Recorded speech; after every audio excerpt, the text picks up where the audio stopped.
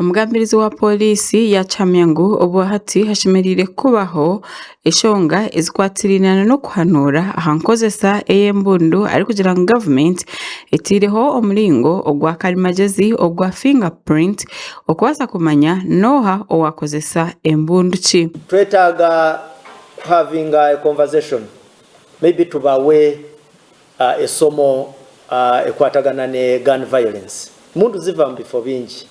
Chovola batwateekawo kyetwayita gun fingerprinting nti tugezeeko okufingerprinting emundu nga tuziyisa mu zikompyuta ng'emundu bwekuba tutegeera eva wa ani. Kituma nagira ngu Uganda eri aha nsharo n'amahanga agari kuteganisibwa okweyongerako okukozesibwa okw'embundu na munonga omu bihendabiragiro baitu nashoborora ari kugira ngu gavumenti eriyo neetaho emiringo yoona erikubasika okureeba ngu ensharo zoona zazaho obwerinzi buri kwemalirira okugira ngu abantu bataguma kutaasya embundu na n'okuzishohoza omu ihanga. Tuyina border areas zaffe nga bwe tumanyi tuyina mu mirirwano sijja kumentioninga nsi naye mu mirirwano egyo tuyinamu ensi ezikyayina obutabanguko.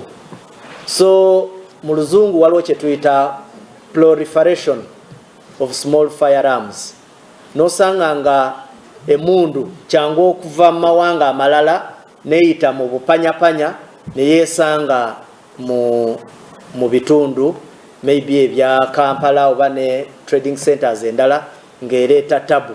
Naye tuyina enkolegana n'amawanga ago gye tuliko era operations ezo nyingi in respect to the non-proliferation of those small firearms and light weapons. Kituma yagira ngu ebintu byona ebiri kugenda omu maisho ngu biitu ihanga tiriri harutezo omushonga ez'ebyokwerinda.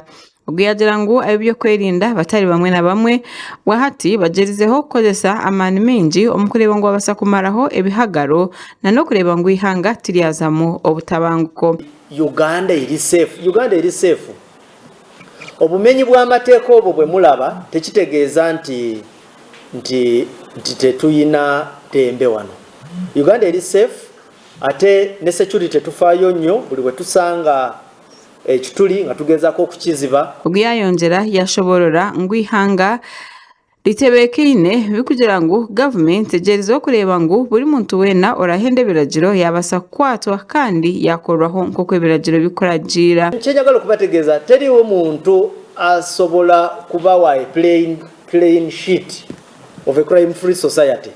Naye kyekigendererwa kyaffe nti tugezaako okulwanisa okulaba nti obumenyi bw'amateeka bwoza omusango tukukwata. Ashonga ezikwatirana n'okukwata abantu bakagaruka bakarekurwa omugambirizi wa polisi yashoborora ngu bamwe mu bantu abari kukwatwa obwire bwingi nibashanga ngu nabo abari kukozesa ebitokoza bongo kandi abandi nibabiine obushonga buke nk'amabanja niko kugira ngu ekinja kitakubetengesa okuguma omu kihome okumara obwire buringwa. Wabeerawo ensonga nyingi kurwaki omuntu amenye etteeka ate n'amala bamala omusiba ne bamulekula ate n'addamu.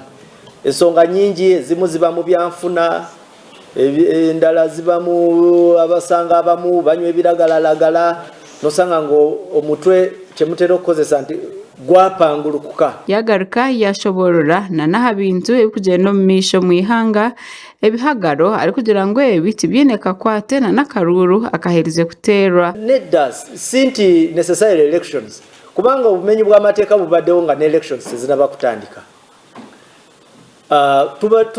Bano abantu tuze tubakwata bino ebikwekweto bye mulaba luno si lwe lusoose naye ng'ekitongole kya poliisi bwe tufuna okwemulugumya mu bantu naffe twongeramu giya. Makuru aga gasha kwa Ivan Nyesiga aha bwa Tayari West.